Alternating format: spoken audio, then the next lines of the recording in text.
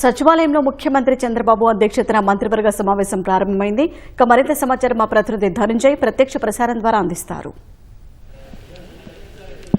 Thank you.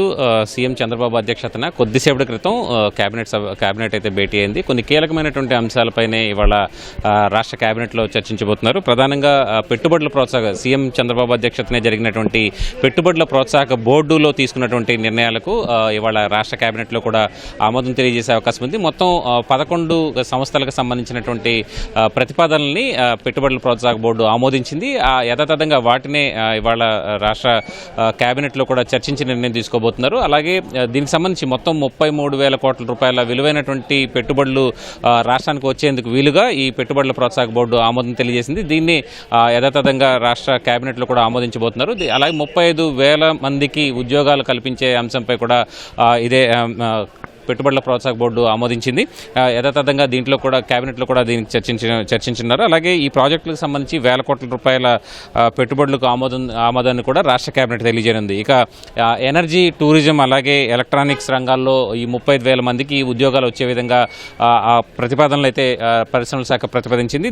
దీనికైతే యథాతథంగా ఆమోదాన్ని తెలియజేస్తుంది రాష్ట్ర కేబినెట్. అలాగే జూన్ 12వ తేదీ నాటికి కూటమి ప్రభుత్వం వచ్చి అధికారంలోకి వచ్చి ఏడాది గడుస్తున్న నేపథ్యంలో ఆ అంశాలు కూడా చర్చించే అవకాశం అయితే కనిపిస్తుంది. ఇక ఏడాదిలో అమలు చేసేటటువంటి అభివృద్ధి సంక్షేమ కార్యక్రమాలకు సంబంధించి అలాగే వాటి విస్తృత ప్రచారానికి సంబంధించి కూడా రాష్ట్ర కేబినెట్లో చర్చించే అవకాశం ఉంది.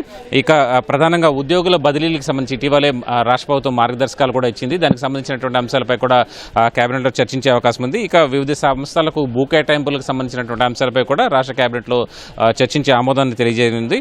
ఇక AP leather and footwear policy 4.0 కూడా రాష్ట్ర కేబినెట్లో ప్రతిపాదన పెట్టారు. ఈ ప్రతిపాదనకు కూడా రాష్ట్ర కేబినెట్ ఆమోదాన్ని తెలియజేసే అవకాశం ఉంది. ఇక పొట్టి శ్రీరాములు విశ్వవిద్యాలయం ప్రధాన కేంద్రాన్ని ఏపీకి మార్చే అంశంపై కూడా ఇవాళ రాష్ట్ర కేబినెట్ చర్చించబోతోంది.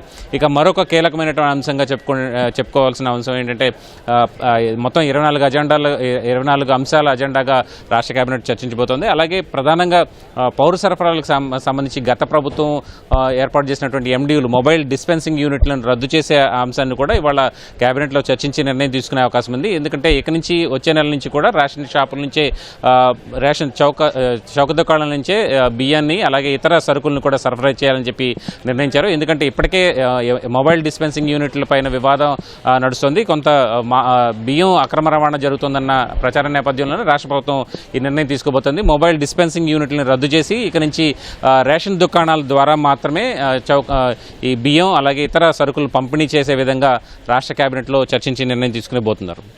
ఇది ఇప్పటివరకు ఉన్నటువంటి తాజా అప్డేట్. కెమెరా పర్సన్ నరేష్తో కలిసి Dhananjay, ETV news, Amaravati. Water studio.